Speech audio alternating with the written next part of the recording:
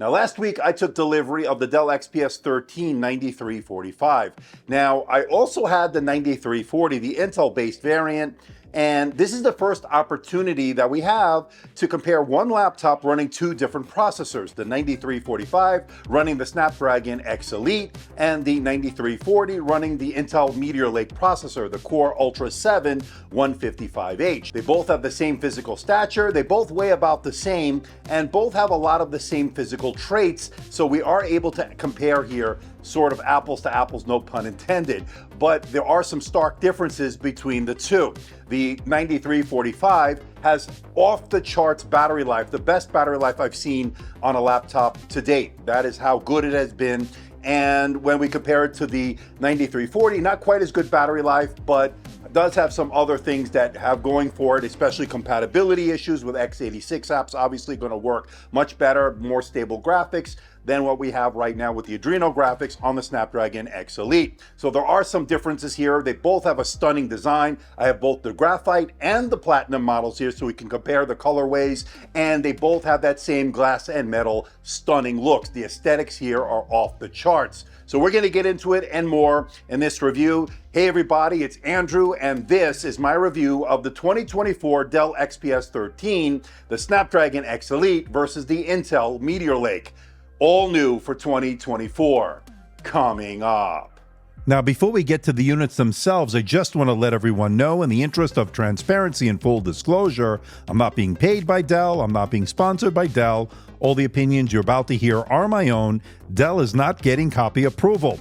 That means they're seeing this video for the first time, just like you. Now, these units were provided by Dell, and once this review is done, I'll be sending them back. And I'm glad Dell sent these over because we're going to be able to compare head-to-head the same laptop running two different processors to see the results. And I think this is the first time we'll get to do that, especially with the release of these Copilot Plus PCs. Now, when it comes to pricing, the 9345 comes in at $1299. That gets you 16 gigabytes of RAM, 512 gigabytes of SSD storage, and the X1 Elite, the 8100 processor. Now, if you want to get the Intel model that we're looking at here today, that has 32 gigabytes of RAM, that has the OLED display, and that also has a terabyte of storage. That one comes in $1,599, although that is the superior display in my opinion, as we'll go over later on. But these are the prices. For those interested, check out the link in the description below for more information and where you can buy one. So without further ado, let's find out what you get inside the box. Okay, so we have the packaging. We've seen this before, of course, from Dell. Of course, we have the inner box here, and I don't think there's going to be anything else, so let's put this to the side. And then, of course, this inner box contains everything we need. Let's open that up, and you can see here that we have Welcome to Dell, Let's Do Great Things Together, and feels very thin. Feels pretty nice, actually. And then you get some pretty typical stuff here. You get your power cord. Of course, that's going to connect to the power charger. Here's USB Type-C. So you get, so you get your USB Type-C cable and the cord. Did we have that last time? I don't remember on the XPS. Well, interesting. I don't know. It's been a while. All right. So we get a 60-watt USB Type-C adapter. So you'll connect these into this to give you your charging system here, okay? We also get some documentation, yada, yada, yada. All right, there it is, and you can see it. It's pretty nice. You can look at it here. So I always like the graphite, so I'm never going to complain if you send the graphite model, because this one is pretty gorgeous. Looks pretty nice. Let's see if we can do, you know what, the useless test of the day. It's hard to grip a little bit. Yep, you can. It goes back as far as you see here. So, you know, we've gone over this a million times when we talk about the XPS and the 13. It's now the 13. We don't call it the Plus anymore, but you get the capacitive row. You get the very nice zero lattice keyboard. And of course, you get that Gorilla Glass deck here. And then, of course, you get the haptic touchpad here. So this one is 1.223 kilograms. Okay. And this one, Intel, is interesting, 1.185 kilograms. Now, when it comes to the ports, pretty lacking on both. On the Snapdragon model, 2 USB Type-C 4.0 ports that are full function. I was able to use my SSD drive from Sabrent. That worked well. It was a Thunderbolt drive, so there is Thunderbolt support on that. And then, of course, on the Intel model, same 2 USB Type-C. These are Thunderbolt 4 supported, and they are full function. Notably missing no USB-A, no HDMI, and maybe the biggest missing port here is no headphone jack. And there is no dongle in the box on either one of them. Now, when it comes to the internals, they pretty much have identical layout here. Both have 2 fans. Cooling seems to be exactly the same. They both have an SSD, an M.2 2280 SSD, and although the 9340 Intel-based model has a better reads and writes when it comes to the SSD than the Qualcomm Snapdragon X Elite model, the 9345.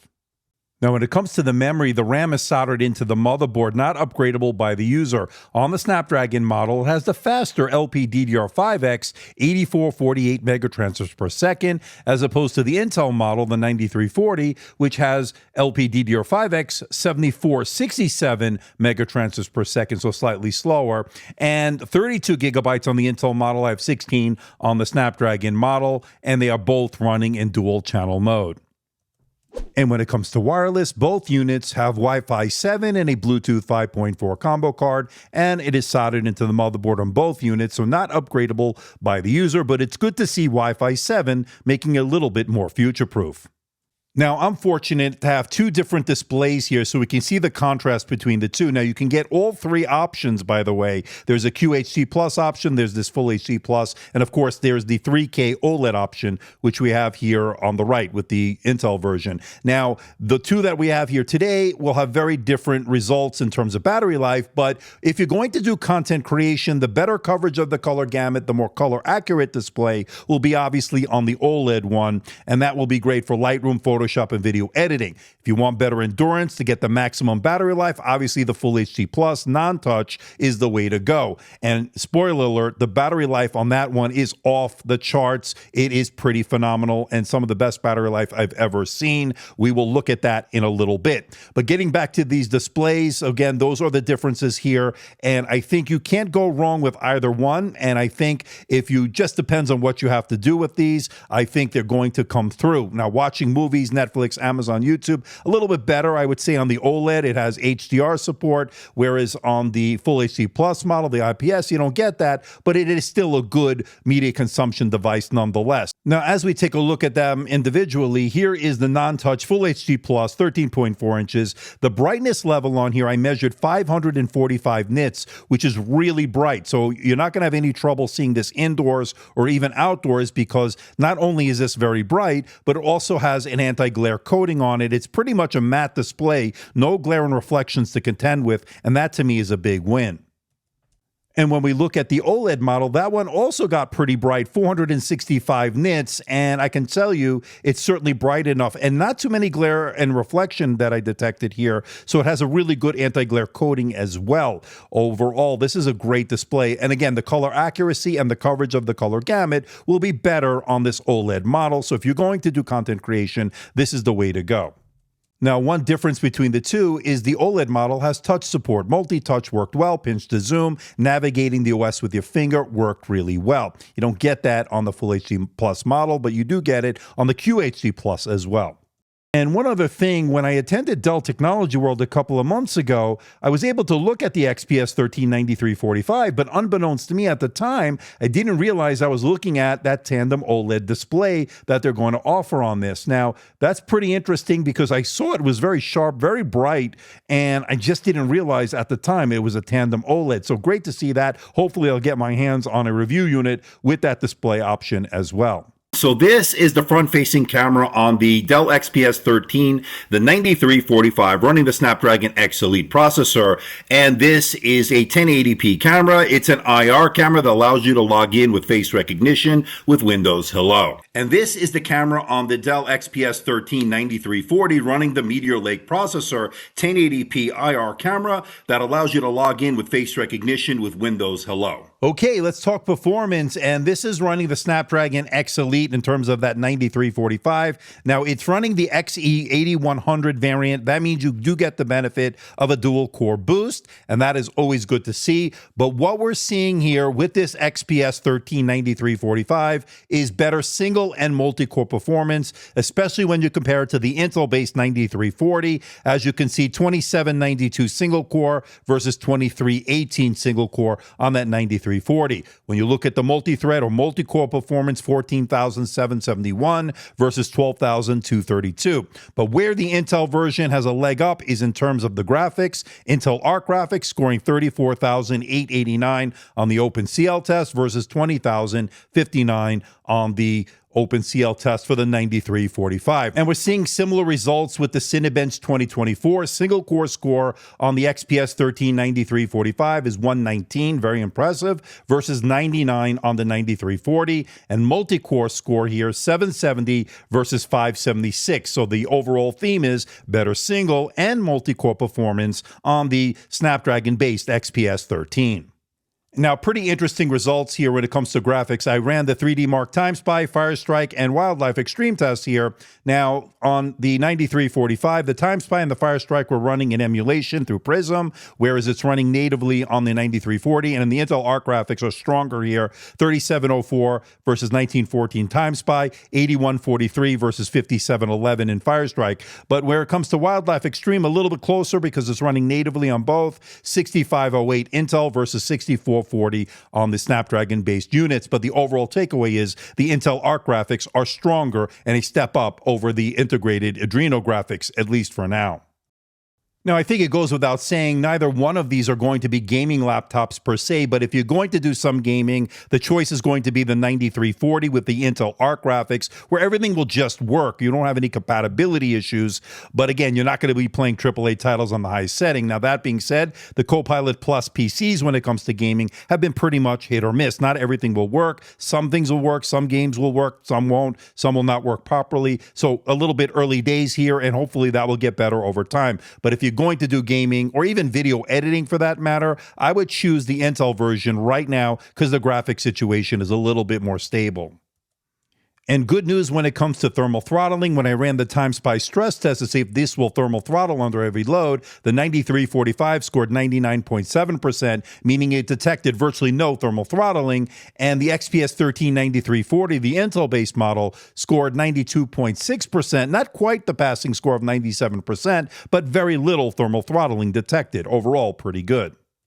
Now, you better sit down for this one because when I did my battery test on the PC Mark 10 video playback test, a massive difference between the two. The Dell XPS 139345, 24 hours and 36 minutes versus 11 hours and 22 minutes. That is a massive difference and a big win for the Snapdragon X Elite based XPS 13. Now, keep in mind, I ran that at 120 hertz refresh rate on the 9345 and 60 hertz on the 9340. Expect even more battery life if you bump it down to 60 hertz on that 9345. Now, you might be wondering, well, how does it compare to the other Copilot Plus PCs in this initial launch? Well, it is in the top of the hill here, king of the hill, I should say. 27 hours, 44 minutes on my 4K video streaming test over Wi-Fi with the brightness set to 40%, put it in the balance mode, and at 120 hertz enabled. It really is something special here. 27 hours and 44 minutes is pretty incredible in terms of battery life. Now, in real-world usage, doing it every day, this thing just doesn't want to run out of battery. The 9345 just seems to keep going, and going. It also runs cool and quiet. This is exactly what we want to see from a Windows laptop. And when it comes to surface temperatures under heavy load, both models remained relatively cool, never getting overly hot where you place your fingers on the keyboard. It would only warm up a little bit above the keyboard below the display, which is normal. That's where the heat dissipates out of the vents. Now, on the underside, both didn't really heat up all that much, but you will notice a few hot spots here and there under load. And when it comes to fan noise, there is no doubt about it. The Intel model, the 9340, can reach as high as 50 decibels under heavy load, which is quite annoying and quite noticeable. And when you're doing everyday tests on that model, the fans would come on intermittently, which could be quite annoying as well. So that has been an issue that has plagued Windows-based laptops that have used the Intel processors. And I would also say that the Snapdragon running the same test under heavy load took maybe a full minute before it even registered on my decibel meter, and when it did, never going above 31, 32 decibels, which wasn't even noticeable. When doing everyday tasks, it was pretty much run silent. So that is the situation there. Now, just like the XPS 14 and the XPS 16 that I reviewed, this has a zero lattice keyboard. So when you look at it, it may look like it might have some shallow key travel, and it could be deceiving because when you actually type on it, I felt like the key travel was very good. I felt like the tactility, the feedback overall was very good. Never felt like my fingers were going to bottom out. I found it very comfortable for typing out long documents and emails. It's an excellent keyboard, and I love the aesthetics of it, the fact that it goes edge to edge and there's no gaps or anything between the keys. It's just looks really sleek and modern. Now, as far as the haptic touchpad, it is really good. It's covered in Gorilla Glass. There's no delineation from where it begins to end, so you have to get a little bit used to that. I didn't have any issue getting acclimated to that, and I found the haptics on the touchpad were very responsive when it comes to scrolling, doing all the gestures. Everything worked very nice and very responsive. Now, there is no Sensal touchpad here as we get on the XPS 14 and 16, but nonetheless, it was very good. Not quite as good as a Sensal haptics, but good nonetheless. And in case you're wondering, the backlight actually worked well on both units. And one last thing that's pretty interesting that I noticed here on the Snapdragon version, the 9345, is a little indicator light right above the brightness key over there. And I really didn't see it actually on the Intel version. So this may be exclusive to the 9345. I'm going to look into that and let you know what I find out. And now I know Dell has gotten a lot of hate because of the capacitive row instead of physical function keys. I find it works well. I didn't find it distracting at all. And for those that need a physical escape key, this may not be the laptop for you. That's all I can say on that. But it's not a big deal. To me, it works, and that's all that matters. Now, both models sport quad speakers. There are 2 woofers and 2 tweeters for a total of 8 watts of power. And when it comes to the overall sound, both fill up the room pretty nicely. Both have nice mids and decent bass. Overall, I would say a very good audio experience here with the speakers on this. But of course, you be the judge. You let me know what you think in the comment section below. Now, let's give them a listen.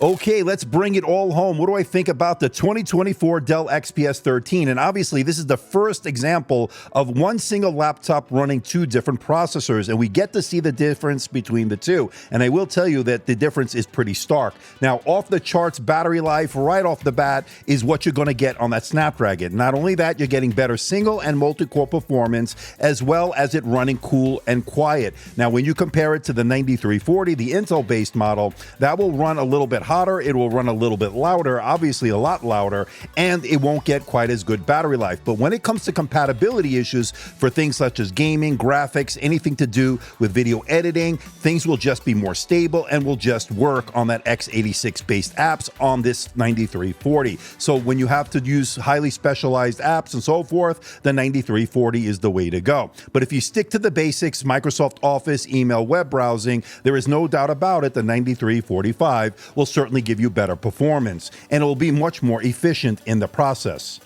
Both are some of the best looking laptops I've ever seen. Both the Platinum and the Graphite models are really stunners in terms of looks. And I gotta tell you, I take it to a coffee shop or in a meeting, everybody's eyes open up saying, what is that laptop? It looks pretty gorgeous. That being said, neither one is a perfect laptop. On both models, the RAM is not upgradable. Both models only give you 2 USB Type-C ports, no SD card reader, no HDMI, no USB-A, and unfortunately, no dongle in the box. There's no haptic feedback on the capacitive row, which may turn off some people. Some people may want physical function row, and coders may miss that physical escape key. That is something we saw on the XPS 14 and 16 as well. But at the end of the day, I find myself grabbing these really because I like the way they look, the way they feel, and the overall package. The experience is excellent, especially if you want longevity. Look at that 9345. The battery life is off the charts. So please hit the like button, please subscribe, please share this video. Don't forget to leave a comment in that comment section below. Let me know how I'm doing. Let me know if there's a device or something out there you think I should review. I'll do my best to try to make that happen. Don't forget to follow me on Instagram, Facebook, and X, the platform formerly known as Twitter. And don't forget to check out my website, amdtechreviews.com. So until next time, this is Andrew, and I'll see you in the next video.